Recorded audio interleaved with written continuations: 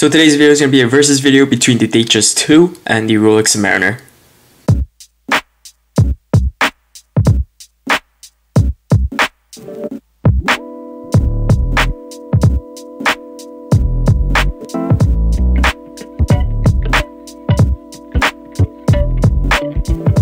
So these are my last few days with the Datejust 2 because I sold it and I have another video on why I did that. But I thought I'd take this opportunity to make the versus video right now. So I'm not going to bore you with specifications, you can find that all online. I'm just going to give you a versus video based on my experience with these two watches. I've had both of these for a few months, close to a year for the Submariner. I think even more than a year. The Datejust 2 not as long, but I did wear this enough to get a feel for it. So let's start off with the Submariner. This is the reference 114060 no date ceramic. This one is dressy by today's standard. It's an iconic luxury watch. This watch is actually a tool watch. It has an oyster case, which is very thick, water resistance, parashock hairspring, sapphire glass, very little polishing, ceramic bezel, which is scratch resistant. That renders it to being scratched less, but it can still crack. And there's a reason why there is no display case back on this Rolex. It's because first, it's ugly as hell. It's not decorated at all. But second of all, its robustness is the priority for this company. Rolex isn't embarrassed about how the movement looks. They just feel no need to do it because they're confident that they don't have to show it in order to prove anything. It's a well-built movement. Now going to the Datejust 2 here. This one is just full-out dressy. It's not as iconic being the Datejust 2, but the Datejust 1601, the original Datejust, are just iconic in my opinion. This watch is flashy by design. You can see the high polishing throughout the watch, the clasps, the bracelet, the case, the bezel. It has a lower water resistance than the Sub, a single lock clasp opposed to the dual lock. The watch does not have any crown guards, just the crown. A polished applied Rolex logo on the 12 o'clock position. Again, no display back despite being a little bit more dressier, but that goes back to the movement discussion. And lastly, there's a ton of configurations for this Datejust 2 model. There's stick dial, Arabic, Roman numeral, black dial, blue dial, white dial, and the list goes on. So looking at these watches collectively, I don't think one watch is necessarily better than the other. One watch serves a purpose better than the other watch.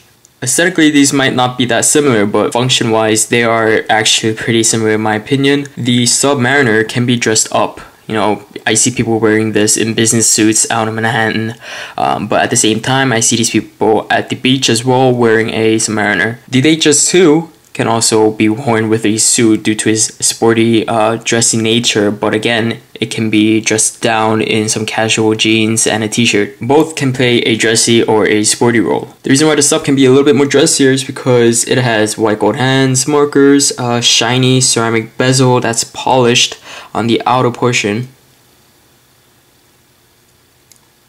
It has polished sides, including the bracelet. And the overall watch just stands quality. Now the reason why the Datejust 2 can be sporty in nature is because of the oyster case and the bracelet.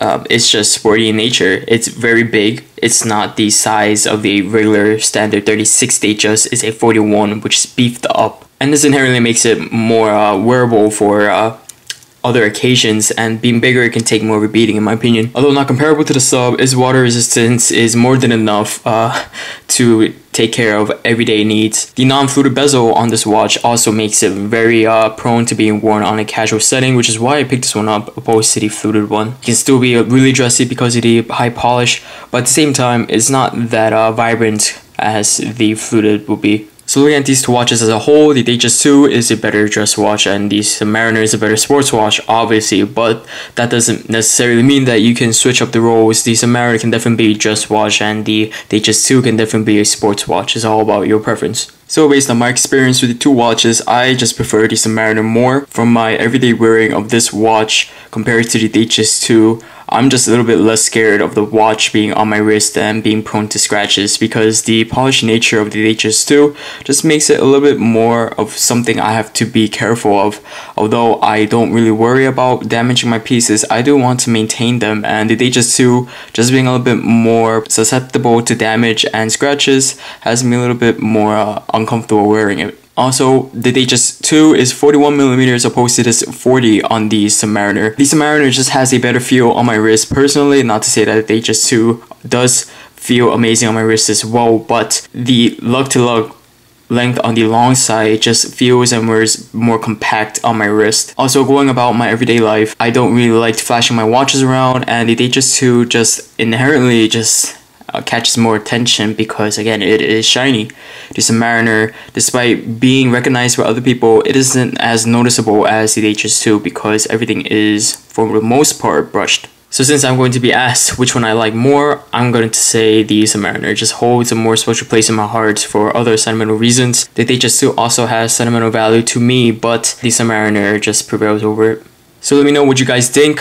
Which one do you prefer, the Datejust 2 or the Submariner? And if you like this video, please make sure to give this a like and subscribe to my videos if you want to see more content like this.